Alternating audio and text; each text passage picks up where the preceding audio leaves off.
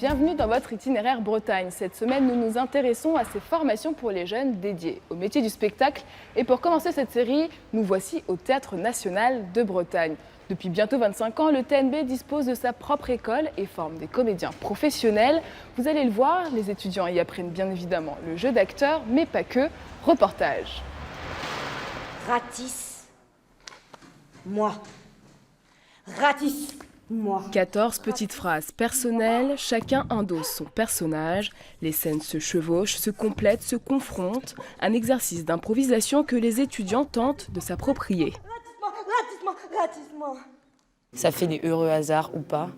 Et en fait, le but, c'est de faire en sorte que chaque petite phrase ne gêne pas l'autre, mais que si elle peut s'inclure dedans ou lui donner une autre dimension, c'est ça qui est intéressant en fait. Pendant 3 ans, les 14 étudiants vont puiser dans plusieurs champs, chorégraphiques, musicales, textuelles, 3 années de rencontres et d'échanges avec les intervenants. On va essayer de voir aussi pendant ces 3 ans-là, en se confrontant à l'univers de plusieurs artistes, quel est le théâtre que nous on a envie de développer, de travailler. Donc c'est vraiment une manière de se questionner soi-même et son rapport au théâtre et le théâtre que nous on aimerait développer. T'as l'air d'aller quelque part, j'aime beaucoup ta détermination. Comment tu t'appelles? Cyrielle. J'aime ta bouche, Cyrielle, j'aime tes yeux surtout. J'aime ton petit chignon sur la tête et j'aime tes oreilles. J'aime tes fossettes. J'aime les filles qui ont des fossettes parce que c'est très rare. Et j'aime sentir que j'ai jamais vu quelqu'un comme ça. J'aime sentir que t'as une peau qui a une couleur indéfinie. Je peux même pas donner de nom à cette couleur. Comment tu t'appelles? Cléa. J'aime que tu penses que ce soit gênant alors que pas du tout. J'aime beaucoup que tu me regardes comme ça.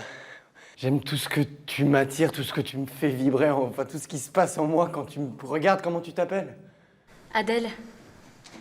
Vous essayez d'avancer. C'est un pas assez continu.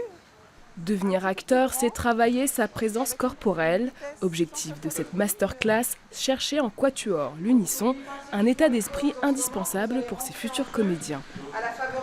C'est à la fois avoir une conscience de ce qu'on est en train de produire dans un contexte avec les autres et de pouvoir interagir avec ce contexte, savoir comment se conduire dedans. Bon, ça c'est des choses un peu générales, mais qui pour la scène sont des outils très très précis et précieux.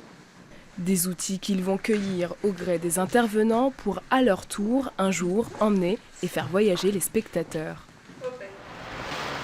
Éric Lacascade, bonsoir. Vous êtes le directeur pédagogique de l'école du TNB.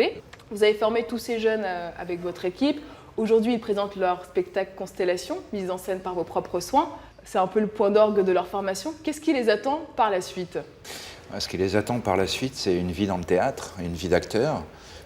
Donc nous, on les forme pendant 3 ans à devenir des acteurs créatifs, c'est-à-dire d'être en capacité de répondre à des projets, c'est-à-dire de s'insérer dans des équipes, mais en même temps d'être force de proposition, d'être inventif, et puis de se préparer à traverser ce milieu qui est pas simple, qui est difficile. Qu'est-ce qui fait leur force aujourd'hui ? Leur force, c'est qu'ils ont rencontré un certain nombre de maîtres de stage, une trentaine, une quarantaine pendant 3 ans, donc des gens qui potentiellement sont des employeurs possibles. Ils ont fait des travaux déjà, donc ils ont été vus, ils ont joué, et en même temps, ensuite, à la sortie, pendant 6 ans, on a un dispositif d'insertion professionnelle qui les suit, qui les accompagne, c'est-à-dire on donne une aide aux compagnies ou aux metteurs en scène qui les engagent sur le salaire. Donc le TNB aujourd'hui fait partie des 11 écoles reconnues par la profession.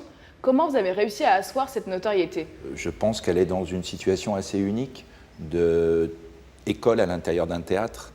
Donc on jouit de la force de frappe du Théâtre National de Bretagne pour rencontrer, pour diffuser, pour travailler aussi au sein, par exemple, du projet Prospero européen. Donc les jeunes vont à Berlin, ils vont en Italie. Donc on a ce réseau européen. Aujourd'hui, ça me semble important d'être pas seulement en France, mais sur les scènes européennes. Pourquoi aujourd'hui environ une quinzaine d'étudiants sélectionnés ?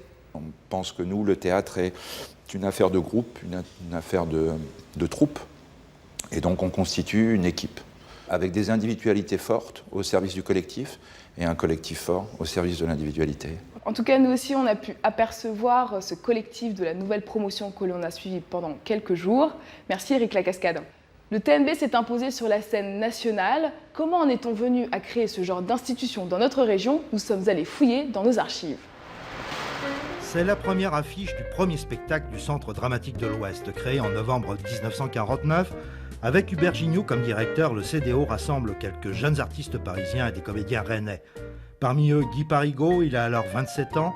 Avec Roger Guillot, avec Darras et tant d'autres, il deviendra le pilier de cette aventure, car ces comédiens sont aussi des pionniers, des précurseurs.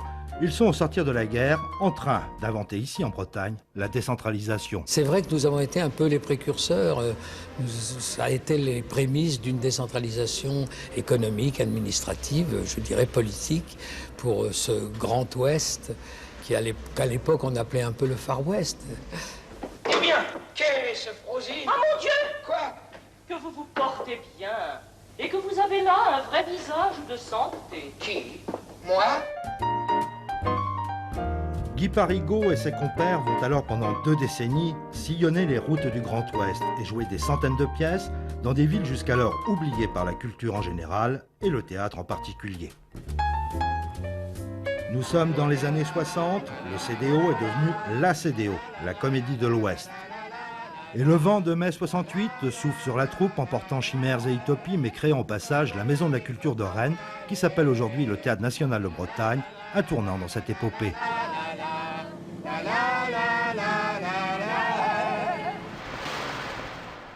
On leur souhaite à ces étudiants autant de succès que Thomas Joly, cet ancien élève du TNB, a reçu le Molière 2015 du meilleur metteur en scène. C'est la fin de notre itinéraire Bretagne. Rendez-vous sur notre site france3.bretagne.fr.